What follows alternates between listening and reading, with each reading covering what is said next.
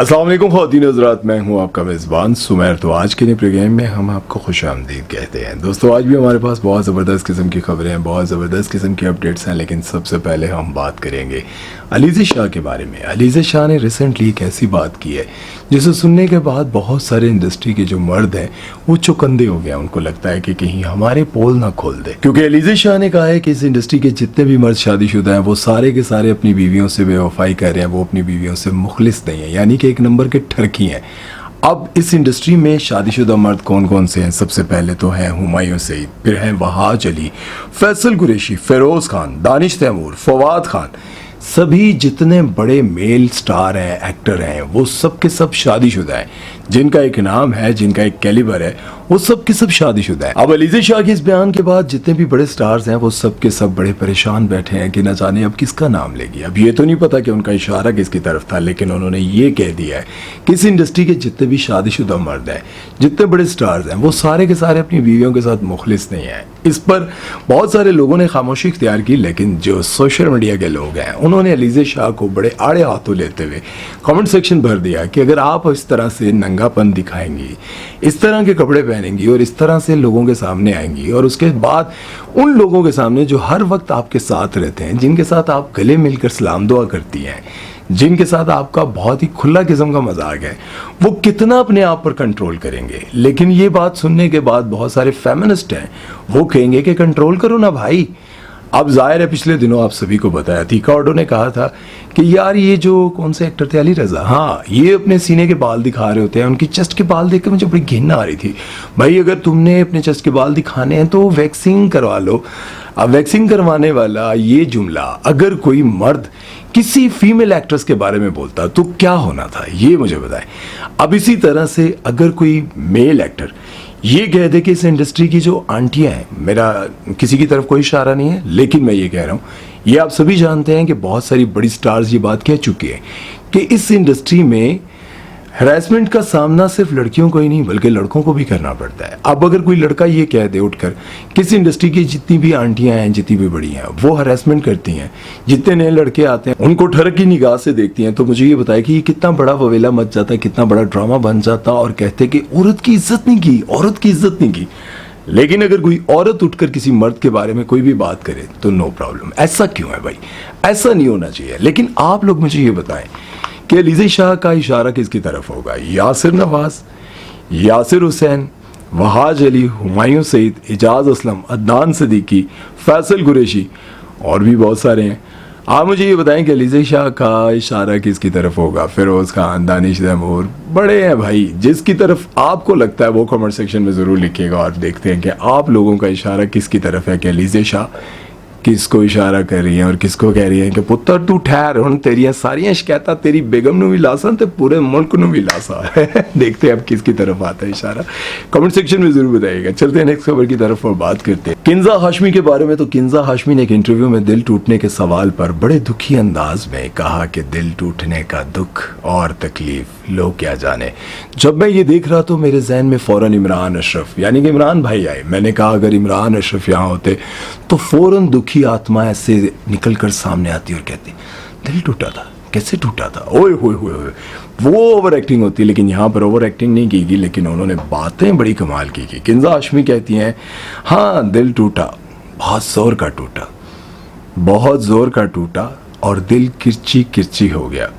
अब कैमरे के सामने बैठकर ये बात करना बड़ी हिम्मत की बात है, क्योंकि आप किसी से मोहब्बत करते हो और उसने आपको लिफ्ट ना कराई हो, आपका दिल तोड़ दिया हो, आपके साथ बेवफाई की हो, चाहे अमीर हो गरीब हो, लेकिन बेवफाई की हो और आपका दिल टूट गया हो। और जब आपका दिल टूटता है तो ऑब्वियसली आपको तकलीफ तो बड़ी होती है, क्योंकि आप सभी जानते हैं कि पूरे जिस्म में दिल की तकलीफ सबसे ज्यादा तकलीफ दे होती है। लेकिन उन्होंने कहा कि मेरा दिल टूटा, किरची किरची हुआ, मुझे दुख भी बहुत हुआ, तकलीफ में भी बहुत रही, लेकिन मेरे अंदर एक प्रॉब्लम है कि मैं सेल्फ रिस्पेक्ट के हवाले से बहुत डीप हूँ, बहुत गहरी हूँ इस मामले में।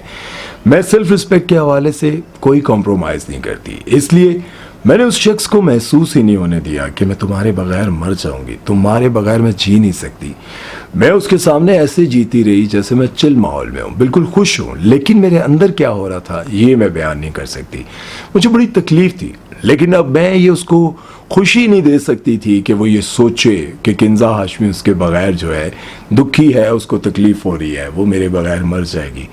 ये बात मैंने उसे फील नहीं होने दी। लेकिन अब आप कैमरे के सामने बैठ कर कह रही हैं तो उसको लग तो पता गया होगा और वो कह रहा होगा एमी मर्दी मेरे तेरी ये नखरे हैं। लेकिन इसी तरह से निम्रा मेहरा ने भी कहा कि मैं किसी से बहुत मोहब्बत करती थी और उसके बगैर रह नहीं सकती थी, और उसके बारे में अगर और मज़ीद बात करूँगी ना और उसको ये पता चल जाएगा कि मैं उसके बगैर तड़पती रही, रोती रही, उसका इंतज़ार करती रही, तो उसको बड़ी खुशी होगी। लेकिन मैं उसको एक लम्हे के लिए भी खुश नहीं देखना चाहती। मैं चाहती नहीं हूँ कि उसके चेहरे पर मुस्कुराहट हो। सोचने की बात यह है कि इसी इंडस्ट्री में ऐसे लोग हैं जो किसी का भी बेचा इस्तेमाल करते हैं। मेरा मतलब गलत तरफ नहीं है, मतलब आप किसी को साथ लेकर घूमते हैं फिरते हैं, कई साल तक उसको ये कहते रहते हैं कि मैं तुमसे शादी करूंगा, लेकिन फिर आखिरकार क्या होता है? आखिरकार ये होता है कि वो अपने रास्ते अलग कर देता है और कहता है कि मेरे माँ बाप नहीं मानते। जिस तरह से सबा कमर को कहा गया था, 7 साल उस शख्स ने सबा कमर के साथ गुजारे और आखिर में उसने कहा मेरे माँ बाप नहीं मानते। ओ क्या अल्फाज तुम्हारे लिए इस्तेमाल करूँ ऐसे मर्द के लिए। 7 साल उसके साथ गुजारा करते रहे, उस वक्त तुम्हें शर्म नहीं आई उसके साथ घूमने फिरने में कि वो क्या है? 7 साल बाद उसको इस्तेमाल करने के बाद तुम्हें पता चला कि नहीं, मेरी रिस्पेक्ट, मेरा ख़ानदान कोई और लेवल का है और ये किसी और लेवल की है। ये बातें समझ से बाहर है। बहरहाल किंजा हाशमी के बारे में आपकी क्या राय है, निम्रा मेहरा के बारे में, और इसी तरह जितनी भी लड़कियों ने अपनी मोहब्बत के बारे में बताया और कहा कि बड़े तकलीफ़ मैंने काटी है मोहब्बत में, तो फिर आप लोग क्या कहते हैं? आपने भी कभी मोहब्बत की है? अब कभी दिल टूटा है? तो कमेंट सेक्शन में ज़रूर बताइएगा। जब दिल टूटता है तो क्या करना चाहिए। चलते हैं नेक्स्ट खबर की तरफ, बात करते हैं जी नेमल खावर के बारे में, जो कि हमजा अली अब्बासी की बीवी हैं। एक बार फिर से कम बैक करने जा रही हैं। एक बार फिर से आप उनको टीवी पर देख सकेंगे, लेकिन इन्होंने अपने कैरियर का आगाज़ बहुत स्ट्रगल भी की, बहुत सारे काम भी किए, लेकिन इनकी एक फिल्म आई थी जिसका नाम था वरना। इस फिल्म में उनके साथ थी मायरा खान, और इसके बाद इन्होंने हानिया आमिर और उस्मान मुख्तार के साथ एक ड्रामा किया जिसका नाम था अना। इस ड्रामे से भी इनको काफ़ी शोहरत मिली और इसके बाद इन्होंने शादी कर ली हमजा अली अब्बासी के साथ। इनका एक बेटा हुआ। इन्होंने टीवी से ब्रेक ले ली, लेकिन सोशल मीडिया पर ये बहुत ज़्यादा एक्टिव थी। सोशल मीडिया से कमाई भी कर रही थी, अपना काम भी कर रही थी, लेकिन टीवी पर नहीं आ रही थी। लेकिन अब कई सालों के बाद ये टीवी पर कम बैक कर रही हैं और ग्रीन टीवी का ड्रामा कर रही हैं जिसका नाम है इश्क में खुदा मिल गया। ये ड्रामा बहुत ज़बरदस्त होने वाला है और उसकी वजह यह है कि ये अपने ही हस्बैंड, यानी कि इनके साथ जो हीरो होगा हमजा अली अब्बासी साहब होंगे, और हमजा अली अब्बासी के साथ ये दोबारा से काम करने लगी हैं। मुझे यूँ लगता है कि इनके दरमियान एक कमिटमेंट हुई है, एक एग्रीमेंट हुआ है, और वो ये है कि जिस तरह से हमारे पुराने एक्टर मोहम्मद अली साहब ने ज़ेबा के साथ ये वादा लिया था कि अब जब भी तुम कभी फिल्म में काम करोगी मेरे साथ शादी के बाद, तो तुम मेरे साथ ही हीरोइन आओगी।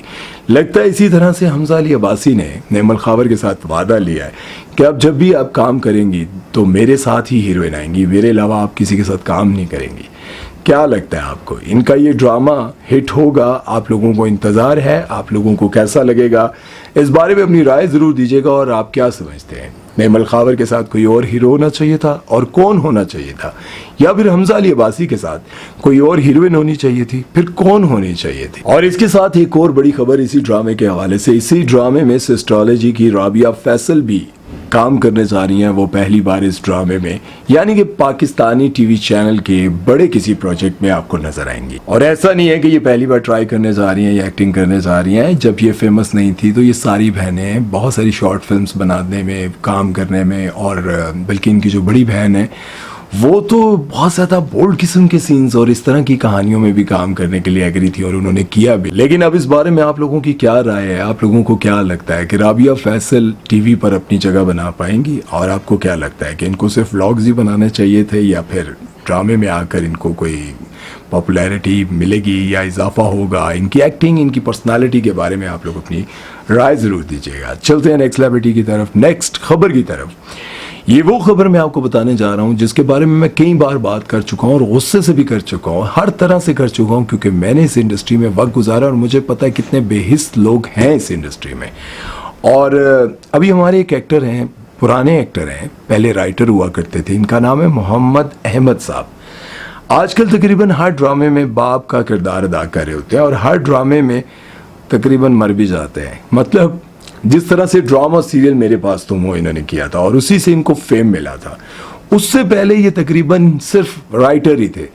लेकिन ये बताते हैं कि पाकिस्तान में जो राइटर है उसका राइटिंग से मतलब स्टोरीज लिखने से घर नहीं चल सकता, इसलिए उन्होंने एक्टिंग स्टार्ट की थी और उसके बाद इनको काम भी अच्छा मिलने लग गया, काम भी अच्छा करते हैं, एक्टिंग भी अच्छी करते हैं। लेकिन एक बात जो भी पिछले दिनों मैंने आपको बताई थी, हमारी जो डायरेक्टर है महरीन जब्बार, वो बहुत ज़्यादा डिस्टर्ब हुई थी और उन्होंने कहा कि टीवी चैनल्स वाले और प्रोड्यूसर्स और जितने प्रोडक्शन हाउसेस वाले हैं, ये जितने भी लोग हैं, ये डायरेक्टर को भिखारी बनाना चाहते हैं, एक्टर्स को भिखारी बनाना चाहते हैं और कहते हैं कि ये जितने एक्टर्स डायरेक्टर्स हैं ये हमारे आगे भीख मांगते रहे, मतलब काम करने के बाद यहाँ पर पैसे टाइम पर नहीं मिलते।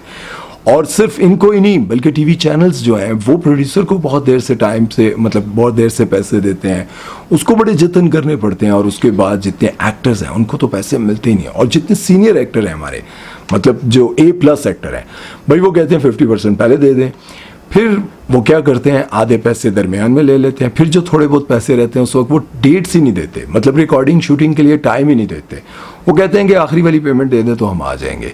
अब वो तो सही मिलते हैं, लेकिन जो नीचे तबके के एक्टर्स हैं, मतलब बाप का किरदार अदा करते हैं, भाई का किरदार अदा करते हैं, ये जितने भी इस तरह के हैं, ये भले सीनियर हों भाई, इनको पैसे मांगने पड़ते हैं और बार बार मांगने पड़ते हैं। मैंने आपको बताया कई बार होंगे, मुझे फला एक्ट्रेस फला प्रोड्यूसर ने अभी तक पैसे नहीं दिए और मैं तो काम छोड़े हुए कई साल गुजर गए। लेकिन इन लोगों को शर्म नहीं आती, इनके अपने सारे अखराजात पूरे हो रहे होते हैं, बच्चे ट्रिप कर रहे होते हैं, बाहर जा रहे होते हैं, आ रहे होते हैं, खा रहे होते हैं, पी रहे होते हैं, लेकिन नहीं। एक प्रोडक्शन है जिनके साथ मैंने काम किया था, पता नहीं वो मेरी इस बात को सुन रहे होंगे, नहीं सुन रहे होंगे, मास्टरमाइंड वाले जैसे ही आपका काम खत्म होता है आपको उसी वक्त पैसे दे देते हैं।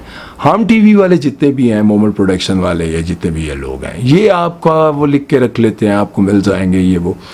इनकी पेमेंट्स इतनी अच्छी नहीं होती लेकिन मिल जाती हैं इनकी भी।